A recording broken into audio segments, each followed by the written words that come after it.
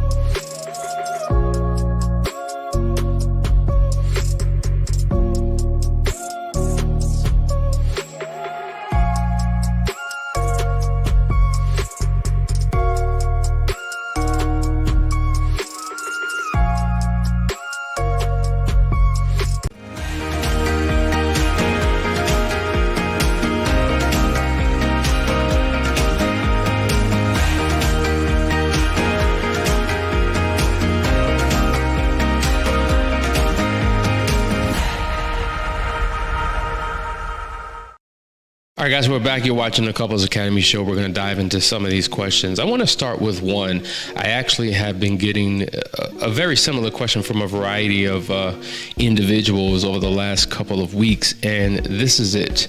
My my wife and I, we went through some challenging times. There was an affair. But the impact that it has left on our children has been tremendous. Now, interestingly enough, when looking at these couples, some of these couples have children who are in grade school, okay, whether it be middle school or high school. And then some of them are adult children who may be in college or married, living their own lives. And so regardless of the age, the impact has been the same. And so what we've always said is that when you are unfaithful to your spouse, you are also unfaithful to your family. When you cheat on your partner, you cheat on your family because there's an impact that they experience. And oftentimes it is a double pain because they're carrying the pain of their mother cheating on their father or father cheating on their mother. And so it does something to them personally, but then they carry the pain of that betrayed parent. You understand? So it's a double pain. And so you've gone through, in some cases, a recovery process. You're healing, you're restoring, you're in a better place with your spouse. There's a foundation for a long-lasting, mutually beneficial marriage. You're hopeful, you're on the right path, but no process, there has been no process for the family dynamic. And so much like there is a partner restoration process, there has to be a parent-child, vertically down, restoration process as well. One of the things that we love about the work that we do is we're able to participate in restoration when it comes to parent-child relationships, because they can really be devastating, not just to the child, but to the parent as well. And so whether they don't communicate anymore or whether all they do is fuss, fight, holler, scream, spit, and yell, it has a negative impact. And so you have to understand that there's a journey that you have to take with that child, okay? And so if you are open to that journey, restoration will come. It may come at a pace, or it may take place at a pace that does not feel good, but it will come. Remember, we say that trust is lost in buckets and gained in drops. And so there's got to be a clear path, okay? And oftentimes bringing a third party in to kind of navigate not just an initial conversation, but sometimes it requires ongoing conversations in order for safety and security and trust to be restored.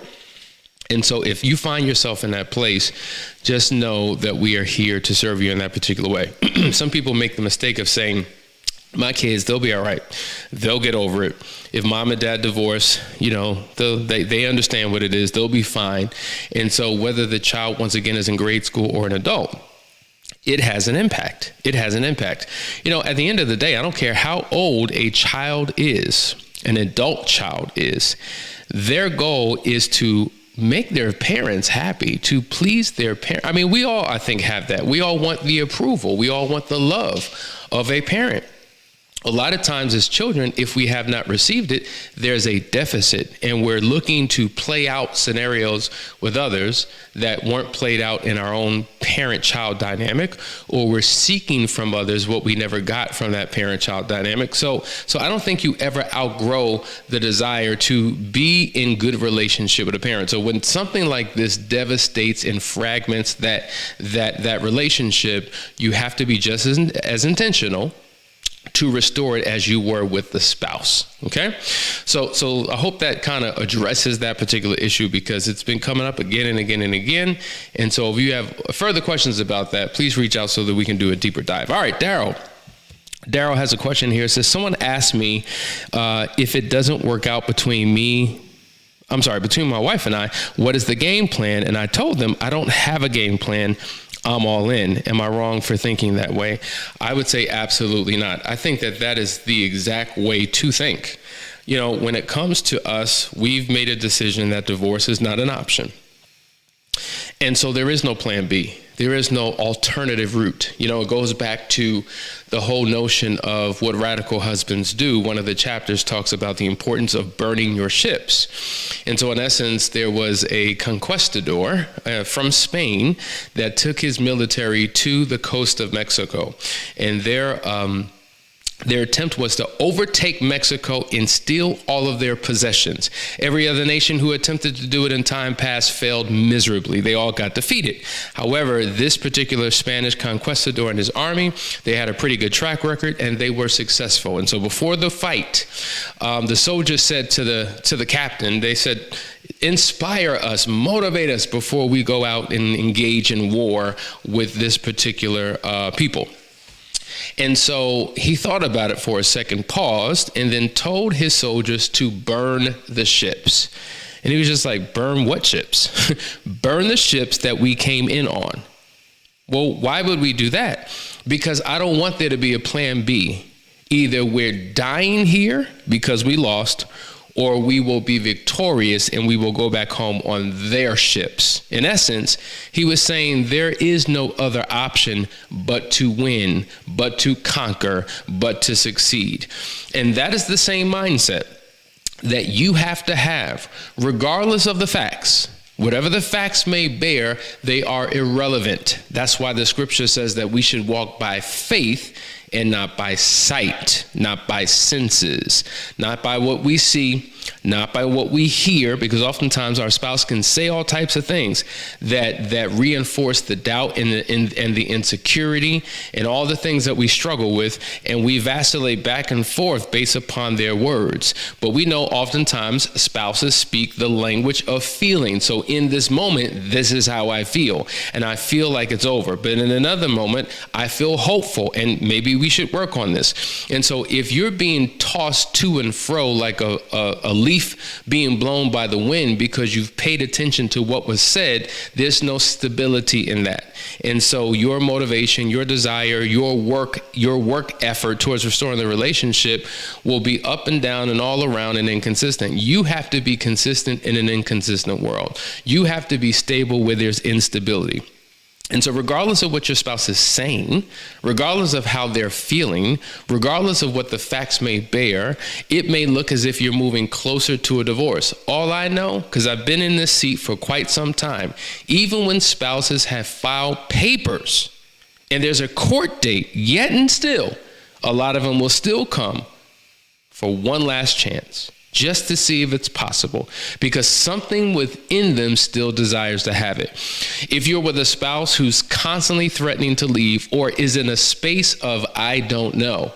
And so the future of the relationship is, it's just, we just don't know where we're going. We just don't know what we're doing. We're just in a stuck place. Beyond the pain and the hurt and the ego and the pride, there's something that still has them there. And you have to realize that. And it's your job to identify what that something is. Why are they still there? Why are they still holding on? Why have they not left? Don't ask the question looking for the answer to come from them, because their pain may not allow them to articulate what the answer is. But you've got to be perceptive enough to know what that is and begin to fan that flame and begin to tap into that so it increases, right? So their desire to stay, their desire to restore the relationship, their desire to get it right will be there. So I would say absolutely, emphatically, I agree with you 1000% that regardless of where your spouse is, you have to be determined, because that's exactly where we were in our relationship when Danielle was done. And I mean done. I ignored the facts because the facts didn't matter. One thing about facts and truth, the truth does not change, but facts often do.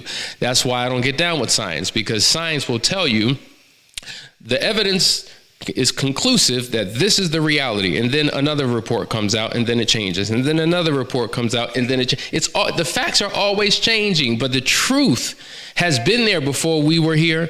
The truth will be here when we leave. The truth does not change, and you need to stand in truth and ignore the facts and move closer to the healing and restoration of your relationship. All right, here's another question. First work trip after his affair coming up. Any advice on dealing with the insecurities caused by not feeling like a priority? This is a phenomenal question.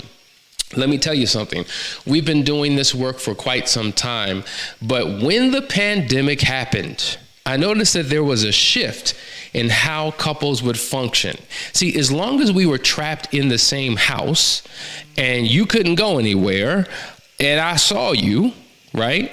I could trust you as far as I could see you. And so we noticed that couples were doing quite well in terms of going through the recovery process. But once the world opened up again, and now it was time for travel, or whether a spouse is traveling on planes to go to another state for a couple of days, or whether they're leaving the home to now go back into the office, then all of the anxiety began to increase. The triggers began to increase. And so there had to be a process to create safety and security when they were not in the presence of one another. And so this is where we tap into this concept of radical honesty, right? Openness and honesty. And one of the components of radical honesty is what we call current honesty.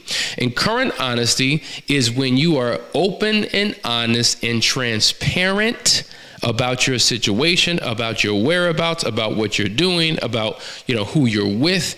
And there are a number of things that you can do to build transparency into the DNA and fabric of your relationship. Now, some would say, it shouldn't take all of that. You should just trust me. Why do I got to go through because you violated trust, and now there's a huge deficit. So whether it may be the Life 360 app, which is a GPS app, which allows me to at least know where you are, whether it's really leaning into Marco Polo, and for those of you who do not know about Marco Polo, it's more than a game that you play in a pool. It's actually a social media app that allows you to video your spouse back and forth, either in real time, or if they're not around, you can leave a video message. So in essence, it's the difference between saying, I'll be home in 15 minutes. I'm at the gas station getting gas. Now, if I'm on the phone, how can I prove that I'm there? Well, if I Marco Polo and I got the nozzle in my hand, I'm like, I'm at the gas station. I'll be home in a couple minutes. I'm pumping. Well, you could see it now. Not only are you hearing it, but you can see it. And so there are apps that you can use. There's a system of accountability that you can create when you're not in each other's presence to create a sense of security in the meantime. And so if there's a struggle in terms of the willingness, in terms of what to do, please reach out to us. We would love to assist you in that process. All right, we got another question, I believe. Good morning from Michigan.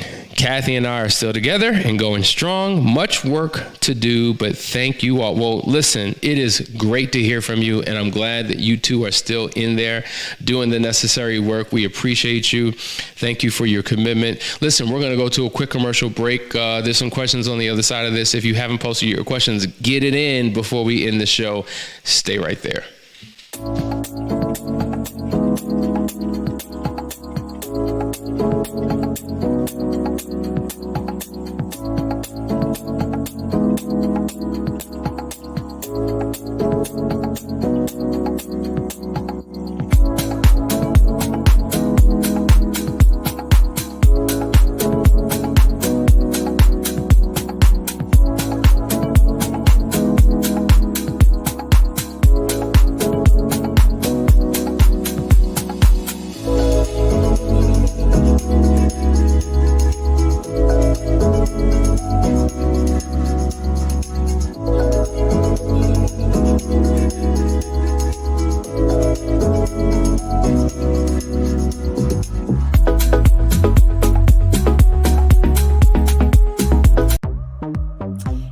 Hassani and Danielle here. I'm so excited. Look at us. Look at where we at. Look at where we at. We are at the Hilton Alpharetta, looking at this room before the incredible transformation that's about to take place on October 7th. Walls draped, stage up, lights, camera, action. And we want y'all to be there. Are you going to be here? Come on, get your tickets. It's October 7th. You don't want to miss this event. It is the Phoenix Awards Gala. It is our first inaugural, and we're just getting started. But we starting hot. Oh yeah, we got. We jumping out this gate like never before. We believe either you go hard or you go home. Go hard, we're not going to be home. We're going to be go in hard or this go house home. where you need to be. Come on, so let's get it. We want to see you on October 7th. Go to get your tickets at couplesacademy.com. We'll see you there.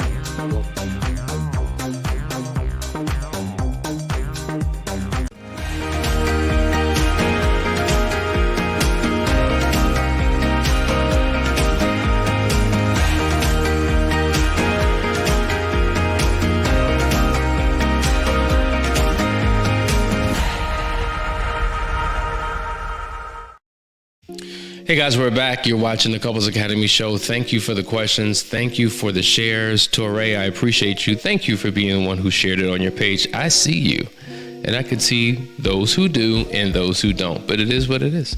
Let's go on. There's another question. Kimberly, good morning. Good to see you, sis. It's been a couple of years. Why is it so hard to stop comparing our current situation to what he did with the affair partner? A lot of money was involved, and at times we struggle. This is a big thing. This is a big thing. Haunted by the ghosts of your relational past. Now, there's a lot of reasons why you may find yourself today still struggling with the idea of what he did and living life by comparison. It could be because you are in the process of wanting to work things out, but you may not have a willing participant. See, what we have found, and there's all types of components involved in this, but if I have been cheated on, yet for whatever reason, I've decided to stay and I'm trying to work on restoring the relationship, and I'm with a person who does not give the same effort, the same energy, we struggle to have conversations when things come up. They minimize, they downplay, they disregard, they stonewall, they tell me to get over it, just move on. Well, I don't really have closure. And so what happens is, if I can't have conversations with you, I will begin having internal conversations with myself. And as I ask myself questions, I will answer myself. And my answers will be based upon my feelings and my perceptions and my imagination that I'm forced to figure things out on my own. And so it's easy for me to begin to meditate on and marinate in what has happened because I'm still hurting. So I look at my past life, I look at my present reality, and I'm pissed because I know what you had with that other person. I know the attention, the energy, the effort, the desire, the resources. I know all that you did, or I'm piecing together in my mind what I think you did. And then I'm looking at our situation. Not only are we financially struggling in certain areas, we're also now dealing with the consequences of money that was spent in times past that we now are picking up the pieces, but I feel like I'm doing a lot of the heavy lifting. Where are you? What are you doing to comfort me? What are you doing to assure me? What are you doing to make me feel safe and secure? What are you doing to speak into our life, my life, as it relates to our marriage, our family, and our future? And so in many instances, you have individuals that are doing the heavy lifting and they are not matched, okay, or partnered with someone who's also doing that necessary work. And so it's easy to stay trapped in pain until things begin to change.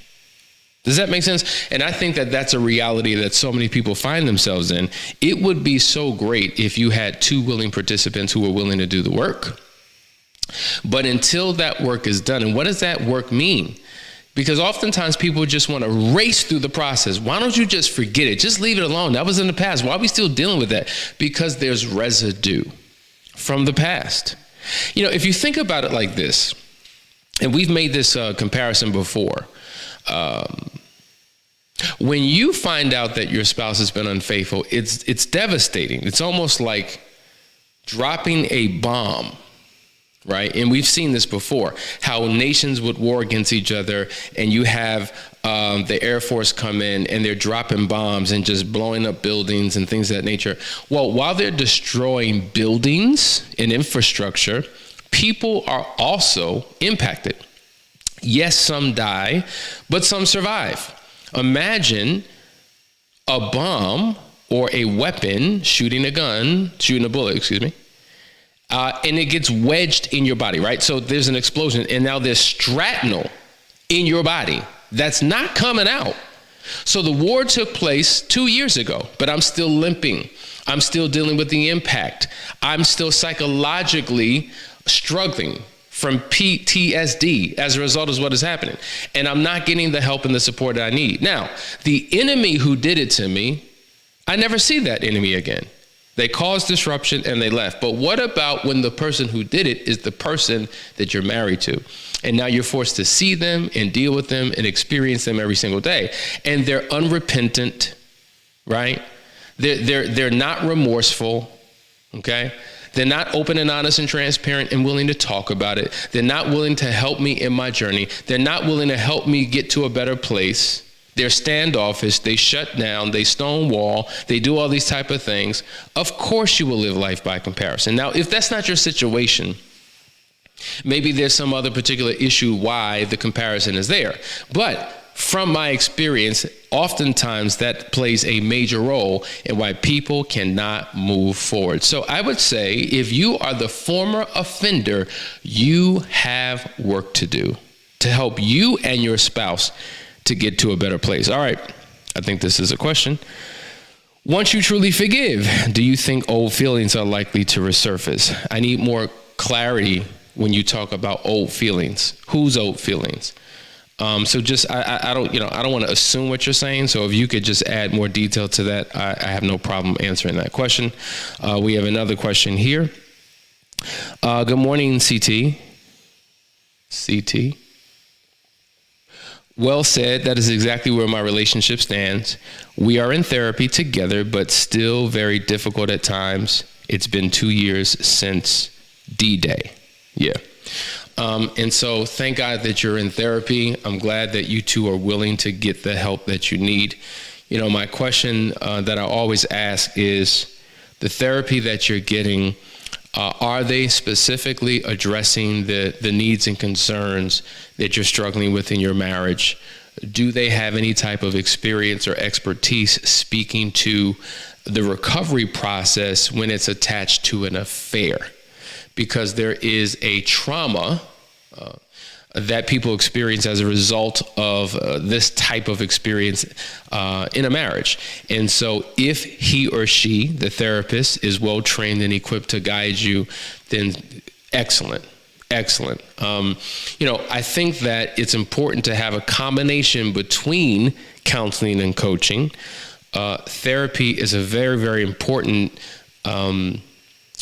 space to get help, because it helps you to gain understanding as to why things are the way they are. It'll give you deep insight. It'll help you to reflect. It'll pull some answers out of you. But you also need somebody coaching you and instructing you and guiding you through a healing and restoration process. So if you are finding that in your therapist, amen. If not, also add on to your therapy to get the necessary help to take your relationship to the next level. All right, I think this is going to be our last question before we end the show. It says, it's been 2 years since Kathy and I got back together.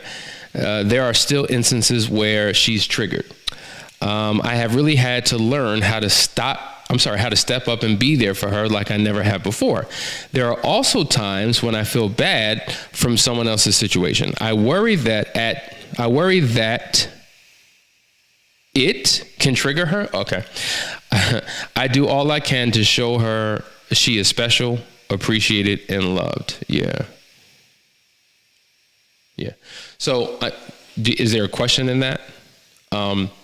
Triggers, as relates to triggers is one of those things that they begin to diminish over a period of time.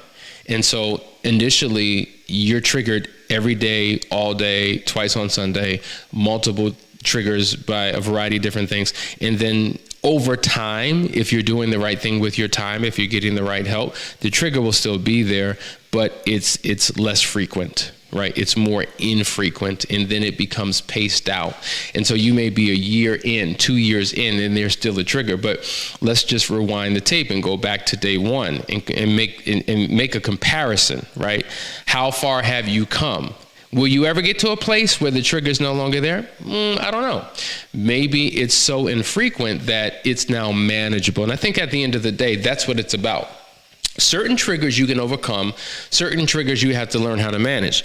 Because once again, and I want to reiterate this point again and again and again and again and again, it is not the external stimulus that is the trigger. It's not the TV show, it's not the commercial, it's not the song, it's not the exit on the highway, it's not the restaurant, it's not that color, that smell, it's not a date. It's none of those things. Those aren't triggers. Those are reminders. The trigger is your emotional reaction to the reminder. And if you're not managing your emotional reaction, that is what needs to be developed. Because as long as you live in this world, and as long as you step out of your home, there's always going to be a reminder. And so initially when this happened to you, you had to escape. You had to avoid anything that would be perceived as a reminder because it would trigger you. You wouldn't know how to manage it. But now several years in, when you step into an environment and there are reminders, now how are you responding to it? So we can't change or fix or remove the reminders outside of our controlled environment. But what we can do is work on our internal experience to the reminder.